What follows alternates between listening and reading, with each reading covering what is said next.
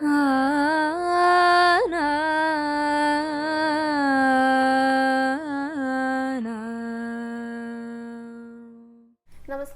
Guruvayur devotees ഓൺലൈനിലേക്ക് ഏവർക്കും സ്വാഗതം. സർവം കൃഷ്ണമയം. കൃഷ്ണായ വാസുദേവായ ദേവകീനന്ദനായ ച നന്ദഗോപകുമാരായ ഗോവിന്ദായ നമോ നമഃ. ഇന്നത്തെ നമ്മുടെ വീഡിയോയിൽ എന്താ പറയാൻ പോകുന്നതെന്നറിയോ? നമ്മളിപ്പോൾ ഒരു കാര്യത്തിനായിട്ട് ഇറങ്ങിത്തിരിക്കുകയാണ്. ഇപ്പോൾ ഒരു ബിസിനസ് തുടങ്ങാനായിട്ട് പോകുകയാണ്, അല്ലെങ്കിൽ ഒരു വീട് വെക്കാനായിട്ട് പോകുകയാണ്, വീട് വാങ്ങാനായിട്ട് പോകുകയാണ്, അല്ലെങ്കിൽ വിവാഹ കാര്യങ്ങൾക്കായിട്ട് പോകുകയാണ്. അപ്പോൾ ഇതിനൊക്കെ തയ്യാറെടുക്കുന്ന സമയത്ത് ഭഗവാൻ നമ്മുടെ കൂടെ ഉണ്ടാകുമോ എന്നൊരു ചിന്ത ചിലപ്പോൾ പലർക്കും ഉണ്ടായിന്ന് വരും. അതായത് ഭഗവാൻ നമ്മുടെ കൈ പിടിക്കാനുണ്ടെങ്കിലല്ലേ നമുക്ക് ആ കാര്യം നല്ല സക്സസ് ആയിട്ട് മുന്നോട്ട് കൊണ്ടുപോകാനായിട്ട് സാധിക്കുകയുള്ളൂ. അപ്പോൾ ബിസിനസ് ആണെങ്കിലും അതിൽ ഉന്നത വിജയം നേടാനൊക്കെ ആയിട്ട് സാധിക്കുകയുള്ളൂ. തീർച്ചയായിട്ടും അങ്ങനെ സംശയിക്കുന്നവരുണ്ടായിരിക്കും. അപ്പം അങ്ങനെയുള്ളവർക്കൊക്കെ ചെയ്ത് നോക്കാനായിട്ട് സാധിക്കുന്ന കുറച്ച് മാർഗങ്ങളെ കുറിച്ചാണ് പറയുന്നത് കേട്ടോ. അതായത് നമ്മളൊരു കാര്യത്തിനായിട്ട് ഇറങ്ങിത്തിരിക്കുമ്പോൾ നമ്മുടെ കൂടെ ഭഗവാൻ ഉണ്ടാകുമോ എന്ന് നമുക്കൊന്ന് ഒരു പരീക്ഷണം എന്നല്ല ഇതിൻ്റെ പറയേണ്ടത്. ഇതിനൊക്കെ ഏറ്റവും പ്രധാനമായിട്ട് വേണ്ടത് വിശ്വാസമാണ് കേട്ടോ. വിശ്വാസമുള്ളവർക്ക് മാത്രമേ ഇനി പറയാൻ പോകുന്ന കാര്യങ്ങൾ അത് വർക്ക് ചെയ്യുള്ളൂ. അങ്ങനെയുള്ള കാര്യങ്ങളാണ് ഇന്നത്തെ വീഡിയോയിൽ പറയാനായിട്ട് പോകുന്നത്. മുൻപൊരു ദിവസം ഞാൻ വീഡിയോയിൽ പറഞ്ഞിട്ടുണ്ടായിരുന്നു, അതായത് ഭഗവാന്റെ സാന്നിധ്യം നമുക്ക് അനുഭവപ്പെടുന്ന കുറച്ച്, ഇപ്പം ഭഗവാന്റെ പല നിമിത്തങ്ങളായിട്ടൊക്കെ ഭഗവാന്റെ സാന്നിധ്യം നമുക്ക് അനുഭവപ്പെടുന്ന കുറച്ച് സന്ദർഭങ്ങൾ, അതിനെക്കുറിച്ചല്ല കേട്ടോ പറയണത്. ഞാൻ ഓൾറെഡി പറഞ്ഞതുകൊണ്ട് അതിനെ പറ്റി പറയണില്ല. അതല്ലാതെ ഇപ്പം നമ്മൾ എന്തെങ്കിലും കാര്യം ചെയ്യാനായിട്ട് പോകുമ്പോൾ ഇപ്പം അസ്ട്രോളജറുടെ അടുത്തൊക്കെ പോയി നോക്കിച്ചിട്ടൊക്കെ ആയിരിക്കും ഇത് ശുഭമായിട്ട് പോകുമോ എന്നൊക്കെ നോക്കുന്നുണ്ടായിരിക്കുക, അറിയുന്നുണ്ടായിരിക്കുക. അങ്ങനെയൊന്നും പോകാൻ പറ്റാത്ത സന്ദർഭത്തിൽ നമുക്ക് തന്നെ സ്വയം ചെയ്ത് നോക്കാനായിട്ട് സാധിക്കുന്ന കുറച്ച് മാർഗങ്ങളെ കുറിച്ച്, എന്തിനു വേണ്ടിയിട്ടാണ്? ഭഗവാൻ നമ്മുടെ കൂടെ ഉണ്ടോ എന്ന് മനസ്സിലാക്കാനായിട്ടുള്ള കുറച്ച് മാർഗങ്ങളാണ് കേട്ടോ. അപ്പോൾ അതാണ് ഇന്നത്തെ വീഡിയോയിൽ ഉൾക്കൊള്ളിച്ചിരിക്കുന്നത്. തീർച്ചയായിട്ടും എല്ലാവർക്കും ഉപകാരപ്രദമാകുന്ന വീഡിയോ തന്നെ ആയിരിക്കും. എല്ലാവരും വീഡിയോ മുഴുവനായിട്ട് കാണാൻ ശ്രമിക്കുക. നമുക്ക് ആ പ്രധാനപ്പെട്ട ഭാഗത്തേക്ക് കടക്കുന്നതിന് മുൻപായിട്ട് ഇന്നലത്തെ ഗുരുവായൂരപ്പൻ്റെ അലങ്കാരം പറഞ്ഞുകൊണ്ട് തുടങ്ങാം. ഇന്നലത്തെ ഭഗവാന്റെ അലങ്കാരം കാണിക്കാനായിട്ട് ഞാൻ നിങ്ങളെ എല്ലാവരെയും നാലമ്പലത്തിനകത്തേക്ക് കൊണ്ടുപോകുകയാണ് കേട്ടോ. എല്ലാവരും ഒന്ന് കണ്ണടച്ചിട്ട് എല്ലാവരും നിൽക്കുന്നത് ഭഗവാന്റെ മുന്നിലാണ്, ഭഗവാന്റെ ശ്രീകോവിലിന് മുന്നിലാണെന്ന് ഒന്ന് സങ്കല്പിക്കാം. എന്നിട്ട് കണ്ണുകൾ അങ്ങോട്ട് തുറന്നു കഴിഞ്ഞാൽ നമ്മളെല്ലാവരും വൃന്ദാവനത്തിലേക്കാണ് എത്തിയിരിക്കുന്നത്. നമ്മൾ മുന്നിൽ കാണുന്നത് കാളിന്തിയാണ്. അതിൻ്റെ ഒരു വശത്തായിട്ട് ഗോപാലകുട്ടികളൊക്കെ ഇങ്ങനെ നിറഞ്ഞു നിൽക്കുന്നുണ്ട് കേട്ടോ. വ്രജവാസികളെല്ലാവരും അവിടെ നിൽക്കുന്നുണ്ട്. എന്താ അവിടുത്തെ കാഴ്ച എന്നറിയോ? എല്ലാവരുടെ മുഖത്ത് നോക്കിക്കഴിഞ്ഞാൽ പേടിയാണോ, പരിഭ്രമാണോ, സങ്കടമാണോ എന്നൊന്നും മനസ്സിലാകാത്ത രീതിയിലാണ്. രാധാറാണി ഒരു വശത്ത് നിൽക്കുന്നുണ്ട്, യശോദാമ്മ നിന്നിട്ട് കരയുന്നുണ്ട്, ആശ്വസിപ്പിക്കാനായിട്ട് ബലരാമേട്ടൻ നിൽക്കുന്നുണ്ട്. നമ്മുടെ ഉണ്ണിയാണെങ്കിലോ കാളിന്തിയിലേക്കൊണ്ട് എടുത്ത് ചാടിയിരിക്കുകയാണ്.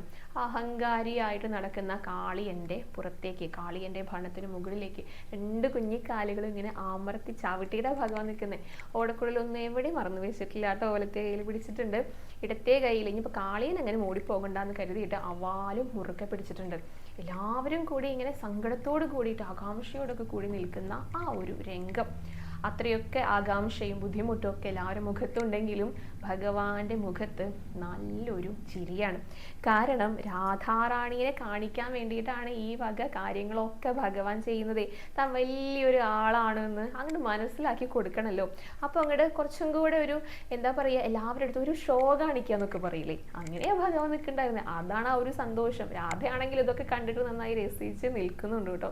പക്ഷെ അമ്മയുടെ മുഖത്ത് കുറച്ച് പേടിയൊക്കെയാണ്. കാരണം ചെറിയൊരു ഉണ്ണിയല്ലേ കാളിന്തിയിലേക്ക് എടുത്ത് ചാടിയിരിക്കുന്നത്. ഇത്രയും ഉഗ്രവിഷമുള്ള കാളിയനെ ഒതുക്കാൻ വേണ്ടിയിട്ടാണ് ചാടിയിരിക്കുന്നതെന്ന് ഭഗവാനും അറിയാം, പിന്നെ ഭഗവാന്റെ പ്രിയപ്പെട്ട പോലെ കൂട്ടുകാർക്കും അറിയാം. അപ്പം ഇതിൽ നിന്ന് ഭക്തർക്കും വേണ്ടിയിട്ടുള്ള കുറച്ച് കാര്യങ്ങൾ ഭഗവാൻ പറഞ്ഞു തരുന്നുണ്ട് കേട്ടോ. അപ്പം എല്ലാവരും അവിടെ പേടിച്ചിട്ടാണ് നിൽക്കുന്നത്. ഈ ചെറിയൊരു ഉണ്ണിയാണ് ഇത്രയും ഉഗ്രവിഷമുള്ള ആ സർപ്പത്തിനെ നേരിടാനായിട്ട് എത്തിയിരിക്കുന്നത്. അപ്പോൾ ഈ സർപ്പത്തിനെ, ഈ കാളിയനെ നമ്മുടെയൊക്കെ പ്രശ്നങ്ങളായിട്ട് സങ്കല്പിക്കുക, നമ്മുടെയൊക്കെ ബുദ്ധിമുട്ടുകൾ, സങ്കടങ്ങളൊക്കെ ആയിട്ട് സങ്കല്പിക്കുക. അപ്പം ഇതിനെയെല്ലാം ഇല്ലാതാക്കാനാണ് ഭഗവാൻ ശ്രമിക്കുന്നത്. അപ്പം ഇത്രയും ചെറിയൊരു ഉണ്ണിക്ക് എന്തൊക്കെ ചെയ്യാനായിട്ട് സാധിക്കും നമ്മുടെ ജീവിതത്തിൽ എന്നാ ഭഗവാൻ പറഞ്ഞ് മനസ്സിലാക്കി തരുന്നത്. അത് കാളിയൻ്റെ അഹങ്കാരത്തെ മാറ്റുന്ന പ്രക്രിയ മാത്രമല്ല കാളിയമർദ്ദനം. നമ്മൾ ഒന്നിനും സാധിക്കാത്ത, ഒന്നിനും നമ്മുടെ മനസ്സിന് ബലമില്ലാത്തവരെ, സങ്കടപ്പെടുന്നവരെ, ബുദ്ധിമുട്ട് അനുഭവിക്കുന്നവരെ, ഇവരെയെല്ലാം സംരക്ഷണത്തിനായിട്ട്, ഇവരെ എല്ലാ കാര്യങ്ങളും നടത്തിക്കൊടുക്കാനായിട്ട് ഭഗവാൻ കൂടെ ഉണ്ടാകും എന്നുള്ള ഒരു ഓർമ്മപ്പെടുത്തലും കൂടിയിട്ടാണ് കാളിയമർദ്ദനം. അപ്പം നമ്മളെന്താ ചെയ്യണ്ടേ? നമ്മൾ ഓരോ ഭക്തരും ആ കാഴ്ചയൊക്കെ നന്നായി കാണുക. ഇതെല്ലാം ഭഗവാൻ നിഷ്പ്രയാസം സാധിക്കും, നമ്മുടെ ബുദ്ധിമുട്ടുകളെല്ലാം മാറ്റാനായിട്ട് ഭഗവാന് നിഷ്പ്രയാസം സാധിക്കും എന്നുള്ള ഉറച്ച വിശ്വാസത്തോട് കൂടിയിട്ട് ഭഗവാനെ പ്രാർത്ഥിക്കുക. അത് മാത്രമേ വേണ്ടൂ. ഭഗവാനെ നന്നായിട്ട് ആ കാളിയ മർദ്ദന രൂപം മനസ്സിൽ കണ്ടുകൊണ്ട് പ്രാർത്ഥിച്ചോളൂ കേട്ടോ. ഭഗവാന്റെ കുഞ്ഞി പാദങ്ങളിൽ എല്ലാവരും നമസ്കരിച്ചോളൂ. ഗുരുവായൂരപ്പ ശരണം എന്നൊന്ന് കമൻറ്റ് ബോക്സിൽ രേഖപ്പെടുത്തിക്കോളൂ. ഇനി നമുക്ക് ഇന്നത്തെ വീഡിയോയുടെ പ്രധാനപ്പെട്ട ഭാഗത്തേക്ക് കിടക്കാം കേട്ടോ. അതായത് നമ്മളൊരു കാര്യത്തിന് ഇറങ്ങിത്തിരിക്കുകയാണ്, ഭഗവാൻ നമ്മുടെ കൂടെ ഉണ്ടാകുമോ എന്ന് നമുക്ക് തിരിച്ചറിയാനുള്ള കുറച്ച് മാർഗങ്ങളെ കുറിച്ചാണ് പറയണത്. അപ്പോൾ ഇതിൽ ഏറ്റവും ആദ്യം വേണ്ടത് തുടക്കത്തിൽ പറഞ്ഞതുപോലെ തന്നെ വിശ്വാസമാണ്. കല്യാൺ ജ്വല്ലേഴ്സിൻ്റെ പരസ്യം പോലെ വിശ്വാസം, അതാണ് എല്ലാം. അപ്പോൾ എന്ത് ചെയ്യണം? ആദ്യം ഭഗവാനെ ഉറച്ച് വിശ്വസിക്കണം. അങ്ങനെയുള്ളവർക്ക് മാത്രമേ ഇതിന് കൃത്യമായിട്ടുള്ള മറുപടി ലഭിക്കുള്ളൂ. അങ്ങനെ ഒരു കണ്ടീഷൻ കൂടെ ഉണ്ട് കേട്ടോ. അത് പാലിക്കുന്നവർക്ക് മാത്രമേ ഇത് ഉണ്ടാകുള്ളൂ. ശരിക്കും പറഞ്ഞു കഴിഞ്ഞാലേ എപ്പോഴാണ് നമുക്ക് ഭഗവാൻ കൂടെ ഇല്ലേ എന്നുള്ള ഒരു സംശയം വരിക? നമ്മുടെ കാര്യങ്ങളൊക്കെ നേരാവണ്ണം നടക്കാതെ വരുമ്പോൾ. നമ്മൾ പ്രയത്നിക്കുന്നുണ്ടായിരിക്കും, പക്ഷെ നമുക്കത് ലഭിക്കുന്നുണ്ടായിരിക്കില്ല. കൂടുതൽ പേരും ഭൗതികപരമായിട്ടുള്ള ആവശ്യങ്ങൾ നിറവേറാതെ വരുമ്പോഴാണ് ഭഗവാനെ പഴിച്ചാരുക, അല്ലെങ്കിൽ ഭഗവാൻ കൂടെ ഇല്ല എന്നുള്ള ഒരു ചിന്തയിലേക്ക് എത്തുക. അതിപ്പോൾ കൂടുതൽ പേർക്കും ഇപ്പോൾ ജോലിയില്ലായ്മ അല്ലെങ്കിൽ പണമില്ലായ്മ, ആവശ്യത്തിന് ഉപകരിക്കുന്ന രീതിയിൽ പണം ലഭിക്കുന്നുണ്ടായിരിക്കില്ല. അപ്പോഴൊക്കെയാണ് എന്താ ഭഗവാനെ കൂടെ ഇല്ലാത്തത്, അങ്ങനെയുള്ള ചിന്തയൊക്കെ വരിക. അപ്പോൾ അത് ഭൗതികപരമായിട്ടുള്ള കാരണങ്ങളാണ്. അപ്പോൾ അതിനൊക്കെ ഒരു സൊല്യൂഷൻ ലഭിക്കണമെങ്കിൽ നമ്മൾ എന്താണ് ഏറ്റവും ആദ്യം ചെയ്യേണ്ടത്? നമുക്ക് കഠിന പ്രയത്നം ചെയ്യാം. നമുക്ക് എന്താണോ ലക്ഷ്യം, അത് ലക്ഷ്യം ആദ്യം ഉണ്ടാകണം. എന്നിട്ട് അതിന് വേണ്ടിയിട്ട് പ്രയത്നിക്കണം. അപ്പോൾ ഭഗവാനെ കൂടെ നിൽക്കൂ, എൻ്റെ കൈ മുറുകെ പിടിക്കൂ എന്ന് ഭഗവാനെ കൂടെ നിർത്തിക്കൊണ്ട് വേണം പ്രയത്നിക്കാനായിട്ട്. അപ്പോൾ തീർച്ചയായിട്ടും ഭഗവാൻ അത് നടത്തി തരും. അപ്പോൾ ഏറ്റവും ആദ്യം വേണ്ടത് എന്താണ്? നമ്മൾ പ്രയത്നിക്കണം. എന്നിട്ട് കിട്ടിയില്ലെങ്കിൽ നമുക്ക് ധൈര്യമായിട്ട് ഭഗവാന്റെ അടുത്ത് പറയാം. അതല്ലാതെ ഭഗവാനെ ഇത് നടക്കുന്നില്ലല്ലോ, അത് നടക്കുന്നില്ലല്ലോ എന്ന് സങ്കടപ്പെട്ടിട്ട് ഒരു കാര്യമില്ല. അപ്പം നമ്മൾ ആദ്യം എന്ത് ചെയ്യണം? പ്രയത്നിക്കണം. എന്നിട്ട് കിട്ടിയില്ലെങ്കിൽ നമുക്ക് ഭഗവാന്റെ അടുത്ത് തീർച്ചയായിട്ടും കംപ്ലൈൻറ്റ് പറയാം കേട്ടോ. അപ്പോൾ ആ ഒരു രീതിയിൽ നമ്മൾ ഉയർന്നു വരണം. നമ്മളെ കൊണ്ട് സാധിക്കുന്ന 100% അല്ലെങ്കിൽ 100% വേണമെന്ന് പോലും പറയാമല്ലോ, ഒരു 50% നമ്മൾ ചെയ്തു കഴിഞ്ഞാൽ ബാക്കി പകുതി ഭഗവാൻ നോക്കിക്കോളും. അപ്പോൾ ഭൗതികപരമായിട്ടുള്ള കാരണങ്ങൾ നമ്മൾ പറയുന്ന സമയത്താണ് കേട്ടോ ഏറ്റവും ആദ്യം നമ്മുടെ പ്രയത്നം അവിടെ ഇമ്പോർട്ടൻ്റ് ആയിട്ടുള്ള ഒന്നാണ്. ഇപ്പോൾ ചിലരുടെയൊക്കെ സങ്കടങ്ങളെ, ഇപ്പോൾ ഒരു കുട്ടിക്ക് ഒരു ഫോൺ ഓൾറെഡി കയ്യിലുണ്ടായിരിക്കും, അത് അവന് മാറ്റിയിട്ട് ഐഫോൺ ആക്കണം, അതായിരിക്കും ചിലപ്പോൾ ആഗ്രഹം. അപ്പം ഇതിനൊന്നും ചിലപ്പോൾ ഭഗവാൻ കൂട്ടു നിന്നൊന്നും വരില്ല കേട്ടോ. കാരണം അതുപോലെ ലഭിക്കാത്ത എത്രയോ പേരുണ്ട്. അപ്പം നമ്മുടെ ആഗ്രഹങ്ങളുണ്ടല്ലോ, അത് ഏത് തരത്തിലുള്ളതാണ് നമ്മൾ ഏറ്റവും ആദ്യം ചിന്തിക്കണം. എന്നിട്ട് വേണം നമ്മൾ ഭഗവാന്റെ അടുത്ത് പോയി പറയാനായിട്ട്. ന്യായത്തിന്റെ ഭാഗത്തേ ഭഗവാൻ എപ്പോഴും നിൽക്കുള്ളൂ, ധർമ്മത്തിന്റെ ഭാഗത്തേ ഭഗവാൻ എപ്പോഴും നിൽക്കുള്ളൂ. അപ്പം ന്യായമായ ആവശ്യങ്ങളാണ് നമുക്കുള്ളതെങ്കിൽ തീർച്ചയായിട്ടും ഭഗവാൻ കൂടെ വരും. അങ്ങനെയുള്ള കുറച്ച് കാര്യങ്ങൾ ഉണ്ടാകുമല്ലോ.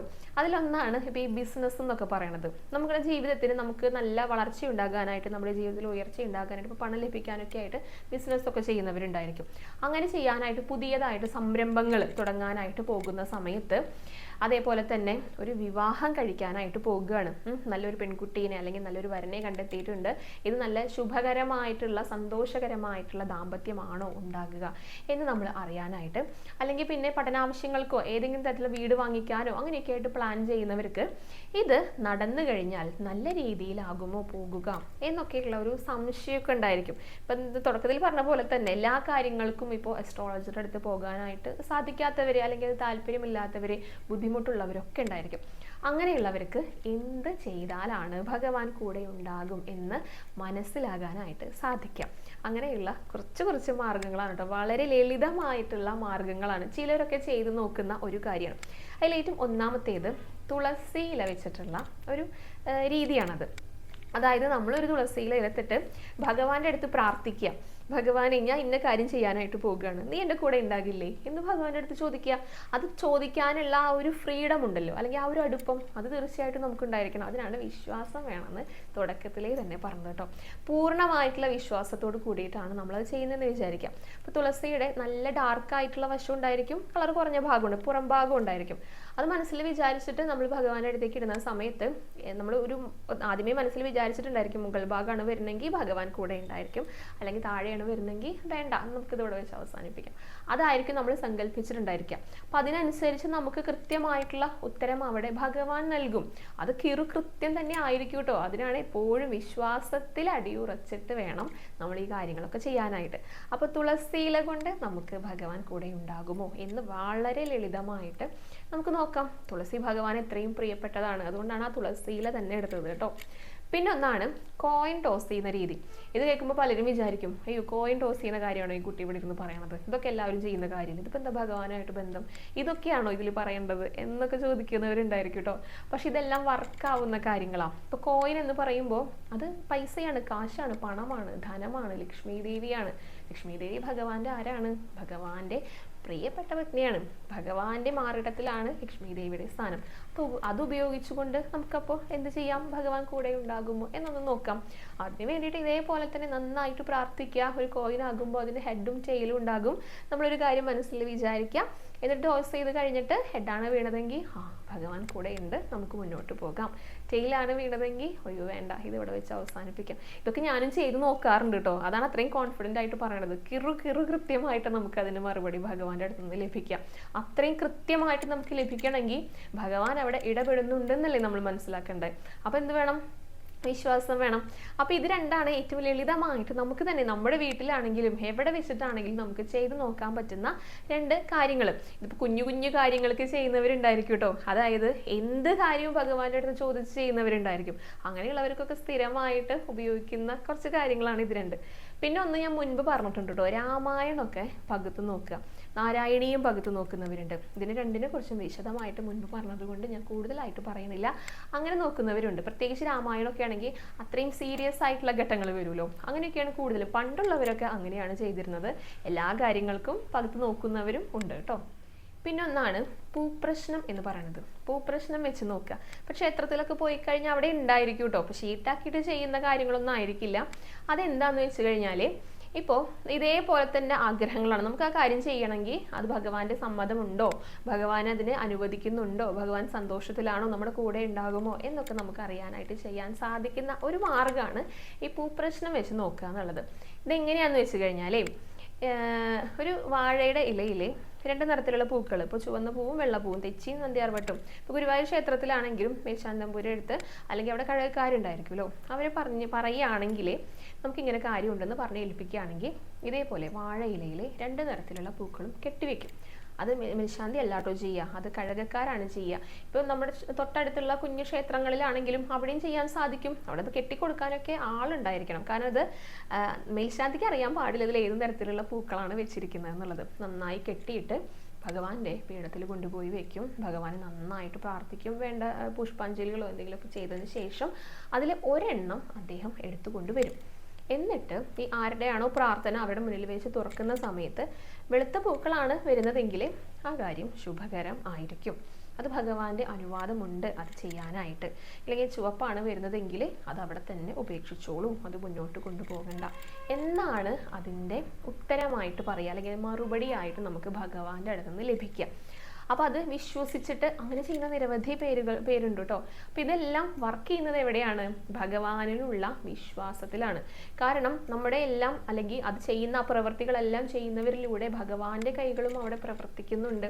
അതിലൂടെ ഭഗവാൻ തന്നെ നമുക്കൊരു മറുപടി നൽകുന്നു. അതാണ് വിശ്വാസം. ആ മറുപടി നമ്മൾ ഏറ്റെടുക്കുന്നു. അത് പ്രകാരം നമ്മൾ മുന്നോട്ട് പോകുന്നു. അപ്പം അങ്ങനെ പോകുന്നവർക്ക് ഒരു ബുദ്ധിമുട്ടും ഉണ്ടാകില്ല. അപ്പം അതിനെന്ത് വേണം? വിശ്വാസം വേണം. അതാണ് റിപ്പീറ്റ് ചെയ്ത് പറയണത്. വിശ്വാസമാണ് എല്ലാതും. അങ്ങനെ ചെയ്യുന്ന നിരവധി പേരുണ്ട്, ചെയ്തിട്ടുള്ളവരുണ്ട്, സക്സസ് ആയവരുണ്ട്. അപ്പോൾ ഇതാണ് പൂപ്രശ്നം എന്നതുകൊണ്ട് ഉദ്ദേശിക്കുന്നത് കേട്ടോ. അപ്പോൾ തൊട്ടടുത്തുള്ള ക്ഷേത്രങ്ങളിലൊക്കെ ഉണ്ടായിരിക്കും. അവിടെ ചോദിച്ചു കഴിഞ്ഞാൽ അതിനെയൊക്കെ പറ്റിയിട്ട് അറിയാനായിട്ടും കൂടുതലായിട്ട് സാധിക്കും കേട്ടോ. അപ്പോൾ ഗുരുവായൂരുണ്ട്, അത് അവരെ പറഞ്ഞ് ഏൽപ്പിക്കുകയാണെങ്കിൽ അവിടെ ചെയ്യാനായിട്ടും സാധിക്കും. അപ്പോൾ അതാണ് ഇങ്ങനെയുള്ള കുറച്ച് പ്രധാനപ്പെട്ട നമുക്ക് ലളിതമായിട്ട് ചെയ്യാൻ പറ്റുന്ന കുറച്ച് കാര്യങ്ങളെക്കുറിച്ചാണ് ഇന്ന് പറഞ്ഞിരിക്കുന്നത്. അപ്പോൾ എന്തായാലും തുളസി ഇലയൊക്കെ ഇട്ടിട്ട് പരീക്ഷിച്ചിട്ടുള്ളവരുണ്ടായിരിക്കും, കൃത്യമായിട്ടുള്ള റിസൾട്ട് ലഭിച്ചിട്ടുള്ളവരുണ്ടായിരിക്കും. അപ്പോൾ നിങ്ങളിങ്ങനെ വിഷമിച്ചിരിക്കുന്ന സമയത്ത്, ഒരു തീരുമാനമെടുക്കാൻ പറ്റാത്ത സമയത്ത് ഭഗവാനെ നന്നായിട്ട് മനസ്സിൽ വിചാരിച്ചുകൊണ്ട് ഒരു തുളസി ഇല ഇട്ട് നോക്കൂ. കൃത്യമായിട്ടായിരിക്കും ഭഗവാൻ നമുക്ക് മറുപടി നൽകുന്നുണ്ടായിരിക്കാം. അപ്പോൾ പല കാര്യങ്ങൾ അങ്ങനെ ചെയ്ത് കഴിഞ്ഞാൽ നമുക്ക് തന്നെ ഒരു വിശ്വാസം വരും. ആദ്യമായിട്ട് ചെയ്യുമ്പോൾ ചിലപ്പോൾ അത് വിശ്വാസം വരണം, പക്ഷെ പലതവണ ചെയ്തു കഴിഞ്ഞാൽ ഇതെന്തായാലും ഭഗവാൻ ഇവിടെ വർക്ക് ചെയ്യുന്നുണ്ട്, ഭഗവാൻ കൃത്യമായിട്ടാണ് നമുക്ക് ആ മറുപടി തരുന്നത് നമുക്ക് മനസ്സിലാകാൻ തുടങ്ങും. അപ്പോൾ എന്താണ്? ആ വിശ്വാസം ഇരട്ടിക്കുക ചെയ്യുക. അപ്പോൾ ഭഗവാനോട് കൂടുതൽ അടുക്കാനായിട്ട് തുടങ്ങും.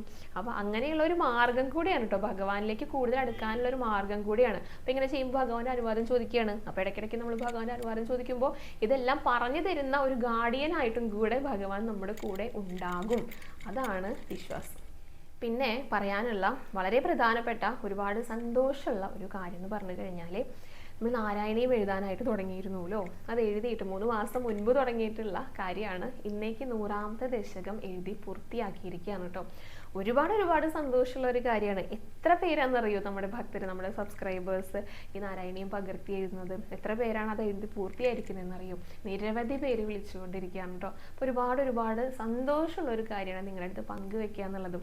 ഞാനിപ്പോൾ പറയുന്ന പോലെ തന്നെ ഭഗവാൻ തന്നെ തോന്നിപ്പിക്കുന്നതാണ് നമ്മുടെ മനസ്സിൽ. ഇപ്പം എൻ്റെ മനസ്സിൽ തോന്നിപ്പിച്ചതാണെങ്കിലും അത് ഭഗവാന്റെ ഇച്ഛയാണ്. അങ്ങനെ വിശ്വസിക്കാനാണ് നമ്മളെല്ലാവരും അങ്ങനെ ആഗ്രഹിക്കുക. പ്രത്യേകിച്ച് ഭഗവാനോട് ബന്ധപ്പെട്ട കാര്യങ്ങളെല്ലാം നമ്മളെ കൊണ്ട് ചെയ്യിപ്പിക്കുന്നത് അത് ഗുരുവായൂരപ്പനാണ്. അതിലൊരു സംശയവുമില്ല.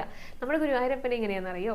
ഭഗവാനെ കുറിച്ച് പറയുക, ഭഗവാന്റെ കഥകൾ പറയുക, ഭഗവാന്റെ കഥകൾ കേൾക്കാനായിട്ട് പോയിരിക്കുക, ഭഗവാന് വേണ്ടിയിട്ട് എന്തെങ്കിലും സേവനം ചെയ്യുക. ഇതൊക്കെ നല്ല ഇഷ്ടമാണ്. അവിടെയൊക്കെ ഭഗവാനും കൂടെ ഉണ്ടാകുന്നതാണ് പറയുക, നമ്മളെയൊക്കെ ഉഷാറായിട്ട് ചെയ്യിപ്പിക്കാനായിട്ട്. ഇപ്പോൾ ഭഗവാന് വേണ്ടിയിട്ട് പായസം ഉണ്ടാക്കുന്നവരാണെങ്കിൽ അതിനൊന്ന് ചട്ടകമിട്ട് ഇളക്കാനായിട്ട് ഭഗവാനും കൂടെ കൂടും. അതാണ് പറയുന്നത്. ഭഗവാന് വേണ്ടി എന്ത് പ്രവൃത്തി നമ്മൾ ചെയ്യുന്നുണ്ടോ അവിടെ ഭഗവാന്റെ സാന്നിധ്യം തീർച്ചയായിട്ടും ഉണ്ടായിരിക്കും. ഇഷ്ടമാണ് അദ്ദേഹത്തിന് അത്. അതാണ് പറയുന്നത്. ഉണ്ണിയായിട്ടുള്ള ഭഗവാനാണെങ്കിലും വലിയ ഗുരുവായൂരപ്പനായിട്ട് മഹാവിഷ്ണുവായിട്ട് സങ്കല്പിച്ച് ചെയ്യുന്നവരാണെങ്കിലും നല്ല ഇഷ്ടമാണ് അദ്ദേഹത്തിന്. അതുകൊണ്ട് തന്നെയാണ് നമുക്ക് ഒരു മുടക്കവും കൂടാതെ ഈ നാരായണീയം പകർത്തി എഴുതാനായിട്ട് സാധിച്ചതും. അല്ലെങ്കിൽ നോക്കൂ, ഇത്രയും ദിവസം 100 ദിവസങ്ങളായിട്ട് തുടർച്ചയായിട്ട് എഴുതിക്കൊണ്ടിരിക്കുക. ഏതെങ്കിലും ഒരു തരത്തിൽ മുടക്ക് വന്നിട്ടുണ്ടോ? നമ്മളത് വീഡിയോ ചെയ്യാനായിട്ടാണെങ്കിലും ഏതെങ്കിലും തരത്തിലുള്ള ഒരു മുടക്ക് വന്നിട്ടുണ്ടോ? ഒരിക്കലും വന്നിട്ടില്ല. ചിലർക്ക് പല കാരണങ്ങൾ കൊണ്ട് എഴുതാനായിട്ട് സാധിക്കാത്തവരുണ്ട് കേട്ടോ. അതായത് അശുദ്ധിയായിട്ടുള്ള സമയത്ത് എഴുതാൻ പാടില്ല എന്ന് പറഞ്ഞിട്ടുണ്ടായിരുന്നു. പിന്നെ പുലവാലായ്മയൊക്കെ വരുന്ന സമയത്ത് ഇപ്പോൾ വീടുകളിൽ പലർക്കും ഉണ്ടായിരിക്കുമല്ലോ. അല്ലെങ്കിൽ ആരോഗ്യ പ്രശ്നങ്ങൾ മൂലം എഴുതാനായിട്ട് ഒപ്പത്തിനൊപ്പം എത്താൻ സാധിക്കാത്തവരാണ് കേട്ടോ. അങ്ങനെയുള്ളവരൊക്കെ ഉണ്ട്. അങ്ങനെയുള്ളവരൊക്കെ ഒപ്പത്തിനൊപ്പം എഴുതാനായിട്ട് ശ്രമിച്ചിട്ടുമുണ്ട്, അവർ എത്തിയിട്ടുമുണ്ട്. എന്നിട്ടും ഇന്നലെയും കൂടെ ഒരു ഭക്ത വിളിച്ചു പറഞ്ഞിരുന്നു, അവരുടെ അമ്മയ്ക്ക് വയ്യാണ്ടായിട്ട്, ഇവർക്ക് പ്രായമായിട്ടുണ്ട്, അമ്മയ്ക്ക് പ്രായമായിട്ടുണ്ട്, അവരുടെയും അമ്മയ്ക്ക് വയ്യാതായിട്ട് ICUലായിരുന്നു. അപ്പോൾ കുറേ ദിവസം ഒന്നും എഴുതാനും പറയാനായിട്ട് കാണാനായിട്ടൊന്നും സാധിച്ചില്ല. എന്നിട്ട് തിരികെ വീട്ടിലെത്തിയ സമയത്ത് പിന്നെയും ആ അമ്മ വീണിട്ട് തലയൊക്കെ പൊട്ടി ഹോസ്പിറ്റലിലേക്ക് പോകേണ്ടി വന്നു. എന്നിട്ടും ഈ പറഞ്ഞ അമ്മയ്ക്കാണെങ്കിലോ നടുവിന് പ്രശ്നങ്ങളാണ്, ഇരുന്ന് എഴുതാനായിട്ടൊന്നും പറ്റില്ല. അപ്പോൾ തുടങ്ങുന്ന സമയത്ത് തന്നെ അവരുടെ ബന്ധുക്കൾ പറഞ്ഞു അത്രേ, അമ്മയ്ക്ക് ഇത് എഴുതാനായിട്ട് പറ്റുമോ, ഇരുന്ന് എഴുതാനായിട്ട് സാധിക്കുമോ എന്നൊക്കെ ചോദിച്ചു എന്ന്. അത് ഭഗവാനാണ്, ഭഗവാൻ കൂടെ ഉണ്ടാകും, ഞാൻ എഴുതും എന്നുള്ള ആ വിശ്വാസത്തിലെ അമ്മ എഴുതി. ഇന്നലെ വിളിക്കുമ്പോൾ 99ാമത്തെ ദശകം ഇന്നലെ ആ വിളിക്കുന്ന സമയത്ത് ഫോണിൽ സംഭാഷണം നടത്തിക്കൊണ്ടിരിക്കുന്ന സമയത്ത് എഴുതിക്കൊണ്ടിരിക്കുകയായിരുന്നു. അത് കുറേ തവണ ട്രൈ ചെയ്തപ്പോൾ എടുത്തു. അപ്പോൾ അത് എഴുതിക്കൊണ്ടിരിക്കുന്ന സമയത്തായിരുന്നു. അപ്പോൾ ഒരുപാട് സന്തോഷം തോന്നി. എത്ര പേരാണെന്നറിയോ എന്തൊക്കെ ബുദ്ധിമുട്ടുകൾ ഉണ്ടെങ്കിലും നാരായണീയം പകർത്തി എഴുതുന്നത്. അപ്പം അത്രയും ബുദ്ധിമുട്ടുകൾക്കിടയിലും എഴുതുന്നവരുണ്ട്. അപ്പോൾ തീർച്ചയായിട്ടും അത് നമുക്കൊരു പ്രചോദനമാണ് അല്ലേ. പ്രായമായവരെ പലരും അക്ഷരങ്ങളൊക്കെ എഴുതാനായിട്ടേ മറന്നുപോയിന്ന് തുടക്കത്തിൽ പറഞ്ഞിട്ടുള്ള കാര്യങ്ങളാണ് കേട്ടോ. പിന്നെ എഴുതിയിട്ട് അത് കുറച്ചും കൂടെ എളുപ്പത്തിൽ എഴുതാനായിട്ട് സാധിച്ചു എന്നും പറയുന്നുണ്ട്. അപ്പോൾ അതൊക്കെ തീർച്ചയായിട്ടും സന്തോഷമുള്ള ഒരു കാര്യമാണ് അല്ലേ. നമ്മൾ പഴയതായിട്ട് മറന്നുപോയ പല കാര്യങ്ങൾ അതൊക്കെ നമുക്ക് ഭഗവാന്റെ ആ ഒരു അനുഗ്രഹം കൊണ്ട് ചെയ്യാനായിട്ട് സാധിക്കണം. അതിനൊക്കെ ഭഗവാന്റെ അനുഗ്രഹം വേണം, എങ്കിൽ മാത്രമേ അത് സാധിക്കുകയുള്ളൂ. തീർച്ചയായിട്ടും നാരായണീയം പകർത്തി എഴുതിയവർക്ക് ഭഗവാന്റെ അനുഗ്രഹം വീണ്ടുവോളം ലഭിച്ചിട്ടുണ്ട്. പ്രത്യേകിച്ച് തന്ത്രി നമ്പൂതിരി പറഞ്ഞതുപോലെ അദ്ദേഹത്തിന് സമർപ്പിക്കാനായിട്ട് നമ്മുടെ പ്രോഗ്രാമിന് നോട്ടീസ് സമർപ്പിക്കാനായിട്ട് ചെന്നപ്പോൾ അദ്ദേഹം എന്താ പറഞ്ഞതെന്നറിയോ? ഭഗവാൻ തീർച്ചയായിട്ടും അനുഗ്രഹിച്ചിരിക്കും. കാരണം ഭഗവാന്റെ ഏറ്റവും പ്രിയപ്പെട്ടതാണ് നാരായണീയം എന്ന് പറയുന്നത്. അത് നമ്മൾ പകർത്തി എഴുതിയിട്ട് ഭഗവാന് സമർപ്പിക്കുക. പിന്നെയും ഭഗവാനെ കുറിച്ചുള്ള വർണ്ണനകൾ ഭഗവാൻ ഇങ്ങനെ ലഭിച്ചുകൊണ്ടിരിക്കുമ്പോൾ ഇത്രത്തോളം സന്തോഷം ഇനി വരാനുണ്ടോ? ആ സന്തോഷമൊക്കെ അനുഗ്രഹമായിട്ട് നമുക്ക് ലഭിക്കും. അങ്ങനെ അദ്ദേഹം പറഞ്ഞേ. അപ്പം എല്ലാവർക്കും അനുഗ്രഹം ഉണ്ടായിരിക്കും കേട്ടോ. ഈ എഴുതിയവർക്ക് മാത്രമല്ല, എഴുതാനായിട്ട് ആഗ്രഹിക്കുന്നവരുണ്ടായിരിക്കും, അത് ചെയ്യാൻ പറ്റാത്തവരുണ്ടായിരിക്കും കേട്ടോ, പലവിധ കാരണങ്ങൾ കൊണ്ട്. അങ്ങനെയുള്ളവർക്ക് ഇനിയും എഴുതാനായിട്ട് സാധിക്കട്ടെ, ഇനിയുള്ള അവസരവും ഭഗവാൻ നൽകട്ടെ എന്നാണ് പ്രാർത്ഥിക്കാനായിട്ടുള്ളത്. അപ്പോൾ എഴുതിയവർക്കും അവരുടെ കുടുംബാംഗങ്ങൾക്കും അവരുടെ എല്ലാ തലമുറയ്ക്കും ഭഗവാന്റെ അനുഗ്രഹം ഉണ്ടാകും എന്നുള്ളത് തീർച്ചയായിട്ടും ഉറപ്പുള്ള ഒരു കാര്യമാണ്. അപ്പോൾ നമ്മുടെ സമർപ്പണമാണ് കേട്ടോ ജൂലൈ 13-ാം തീയതി വരുന്നത്. അപ്പോൾ ഈ പ്രോഗ്രാമിൽ ഓൾറെഡി ഒരു രജിസ്ട്രേഷൻ ഉണ്ടെന്ന് പറഞ്ഞിട്ടുണ്ടായിരുന്നു. രജിസ്റ്റർ ചെയ്തവർക്ക് ഒരു പ്രവേശന ടോക്കൺ കൂടെ ലഭിക്കും. അതുള്ളവർക്ക് മാത്രമേ പ്രവേശിക്കാനായിട്ട് സാധിക്കുള്ളൂ കേട്ടോ. പലരും ഇപ്പോൾ എന്നെ വിളിക്കുന്നുണ്ട്, വിഷ്ണുവിനെ, ലാലാമിനെ, മേഘാമിനെ ഒക്കെ വിളിക്കുന്നുണ്ട് ഞങ്ങൾക്ക് രജിസ്റ്റർ ചെയ്യണമെന്ന് പറഞ്ഞിട്ട്. പക്ഷെ നിർഭാഗ്യവശാൽ അവരുടെ അടുത്തൊന്നും സാധിക്കില്ല എന്ന് പറയാനേ ഇപ്പോൾ തരവുള്ളൂ. അത് എന്തുകൊണ്ടാണെന്ന് വെച്ച് കഴിഞ്ഞാൽ നമ്മൾ ആ ഹോൾ ബുക്ക് ചെയ്തിട്ടുണ്ട്, അതിലുള്ള സീറ്റിംഗ് കപ്പാസിറ്റി ഫുള്ളായിരിക്കാം. ഇനി കൂടുതൽ പേരെ അവിടെ ഓക്യുപ്പൈ ചെയ്യാനായിട്ട് ഉൾക്കൊള്ളിക്കാനായിട്ട് സാധിക്കില്ല. അതുകൊണ്ടാണ് കേട്ടോ ഇനി വരുന്നവരെ ഒന്നും എടുക്കാനായിട്ട് സാധിക്കാത്തത്. അപ്പോൾ അതെല്ലാവരും മനസ്സിലാക്കണം എന്നാണ് പറയാനായിട്ടുള്ളത്. എല്ലാ ഭക്തരും അതുമായിട്ട് സഹകരിക്കണം എന്നുള്ളത്. അപ്പോൾ ഇനി എഴുതി തീർന്നിട്ട് ജൂലൈ 13-ാം തീയതി വരാൻ സാധിക്കാത്തവരുണ്ടായിരിക്കും. ഇപ്പോൾ രജിസ്ട്രേഷൻ ചെയ്യാത്തത് കൊണ്ടും പിന്നെ പലവിധ കാരണങ്ങൾ കൊണ്ടും വരാൻ സാധിക്കാത്തവരൊക്കെ ഉണ്ടായിരിക്കും. അവരൊക്കെ ഇനി എന്നാണോ ഗുരുവായൂരപ്പനെ കാണാൻ വരുന്നത് ആ ദിവസം ഗുരുവായൂരപ്പനെ മുന്നിൽ കൊണ്ടുവന്നിട്ട് നാരായണീയം സമർപ്പിച്ചോളൂ കേട്ടോ. അപ്പോൾ ഇന്നത്തെ വീഡിയോ ഇവിടെ അവസാനിക്കുകയാണ്. ഇനി ഇന്ന് തൊഴാൻ പോയ വിശേഷങ്ങൾ, അലങ്കാരങ്ങൾ, കൂടുതൽ കാര്യങ്ങളൊക്കെ ആയിട്ട് നാളത്തെ വീഡിയോയിൽ കാണാം. ഹരേ കൃഷ്ണ, ഹരേ ഗുരുവായൂരപ്പ.